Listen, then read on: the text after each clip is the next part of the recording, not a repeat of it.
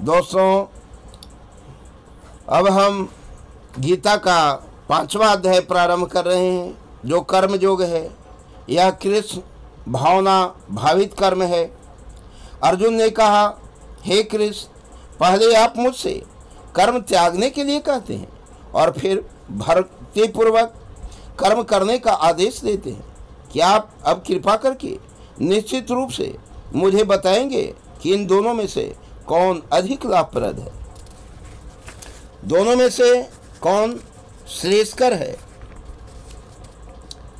श्री भगवान ने उत्तर दिया, मुक्ति के लिए तो कर्म का परित्याग तथा भक्ति में कर्मयोग दोनों ही उत्तम है, किंतु इन दोनों में से कर्म के परित्याग से भक्ति युक्त कर्म श्रेष्ठ है। जो पुरुष न तो कर्म फलों से घृणा करता है और न कर्म फल की इच्छा करता है, वह नित्य सन्यासी जाना जाता है। हे महाबाहु अर्जुन, ऐसा मनुष्य समस्त द्वंद्वों से रहित होकर भवबंधन को पार कर पूर्णतया मुक्त हो जाता है। अज्ञानी ही भक्ति कर्मयोग को भौतिक जगत के विश्लेषणात्मक अध्ययन सांख्य से भिन्न कहते हैं। जो वस्तुतः ज्ञानी हैं वे कहते हैं कि जो इनमें से किसी एक मार्ग का भली भांति अनुसरण करता है वह दोनों के फल प्राप्त कर लेता है। जो यह जानता है कि विश्लेषणात्मक अध्ययन सांख्य द्वारा प्राप्त स्थान भक्ति द्वारा भी प्राप्त किया जा सकता है, और इस तरह जो सांख्य योग तथा भक्ति योग को एक समान देखता है वही वस्तुओं को यथारूप में देखता है। भक्ति में लगे बिना केवल समस्त कर्मों का परित्याग करने से कोई सुखी नहीं बन सकता, परंतु भक्ति में लगा विचारवान व्यक्ति शीघ्र ही परमेश्वर को प्राप्त कर लेता है। जो भक्ति भाव से कर्म करता है, जो विशुद्ध आत्मा है और अपने मन तथा इंद्रियों को बस में रखता है, वह सबों को प्रिय होता है और सभी लोग उसे प्रिय होते हैं। ऐसा व्यक्ति कर्म करता हुआ भी कभी नहीं बनता। दिव्य भावनामृत युक्त पुरुष देखते, सुनते, स्पर्श करते, सूंघते, खाते, चलते, फिरते, सोते तथा श्वास लेते हुए भी अपने अंतर में सदैव यही जानता रहता है कि वास्तव में वह कुछ भी नहीं करता। बोलते, त्यागते, ग्रहण करते या आंखें खोलते बंद करते हुए भी वह यह जानता रहता है कि भौतिक इंद्रियां अपने अपने विषयों में प्रवृत्त हैं और वह इन सब से पृथक है।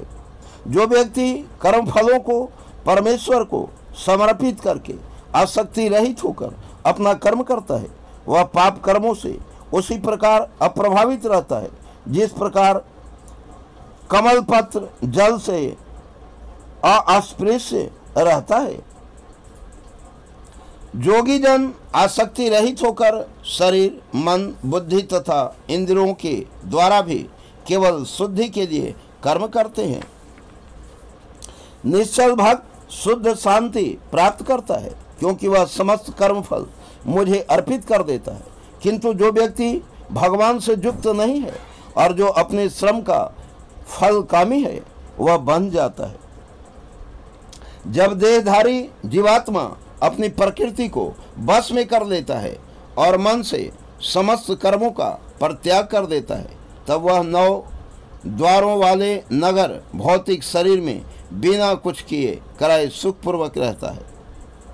शरीर रूपी नगर का स्वामी देहधारी जीवात्मा न तो कर्म का सृजन करता है, न लोगों को कर्म करने के लिए प्रेरित करता है, न ही कर्म फल की रचना करता है। यह सब तो प्रकृति के गुणों द्वारा ही किया जाता है। परमेश्वर न तो किसी के पापों को ग्रहण करता है न पुण्यों को, किंतु सारे देहधारी जीव उस अज्ञान के कारण मोहग्रस्त रहते हैं जो उनके वास्तविक ज्ञान को आच्छादित किए रहता है।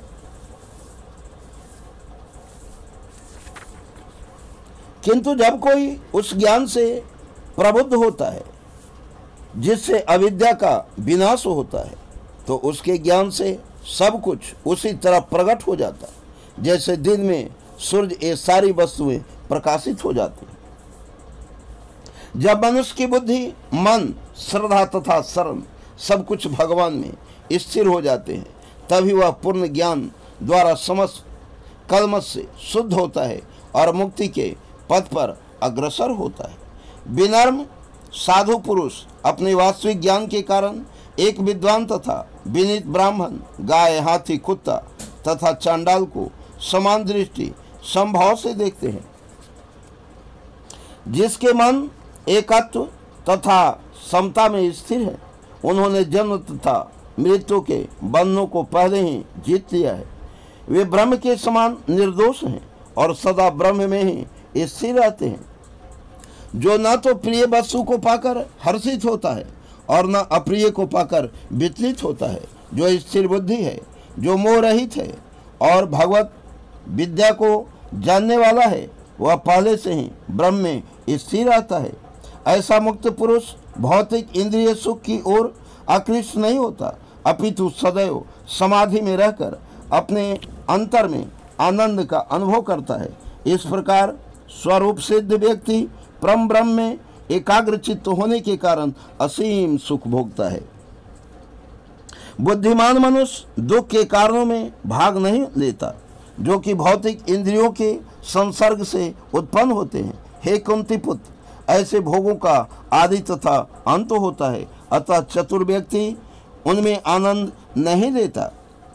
यदि इस शरीर को त्यागने के पूर्व कोई मनुष्य इंद्रियों के वेगों को सहन करने तथा इच्छा एवं क्रोध के वेग को रोकने में समर्थ होता है, तो वह इस संसार में सुखी रह सकता है। जो अंतःकरण से सुख का अनुभव करता है, जो कर्मठ है और अंतःकरण में ही रमन करता है तथा जिसका लक्ष्य अंतर्मुखी होता है, वह सचमुच पूर्ण योगी है।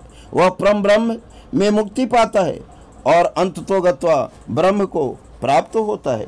जो लोग संशय से उत्पन्न होने वाले द्वैत से परे हैं, जिनके मन आत्म साक्षात्कार में रत है, जो समस्त जीवों का कल्याण कार्य करने में सदैव व्यस्त रहते हैं और जो समस्त पापों से रहित हैं, वे ब्रह्म निर्वाण मुक्ति को प्राप्त होते हैं।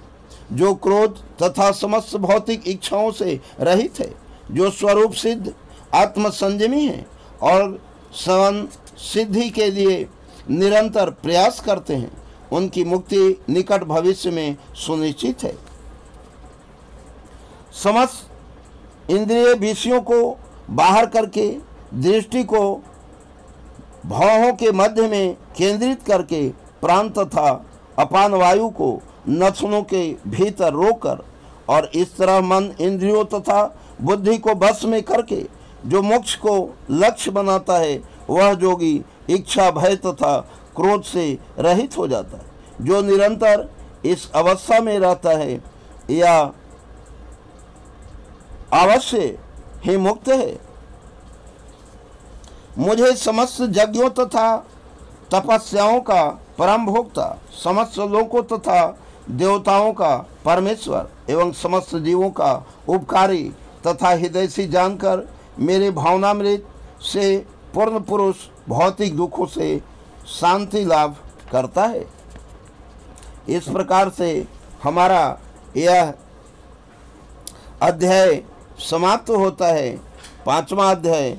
और इस प्रकार से आप अपने घर परिवार को गीता का श्रवण पाठ कराएं, जिससे आपका जीवन में खुशियां भरे, आपके सारे विघ्न बाधाएं दूर हो। जय हिंद, जय भारत।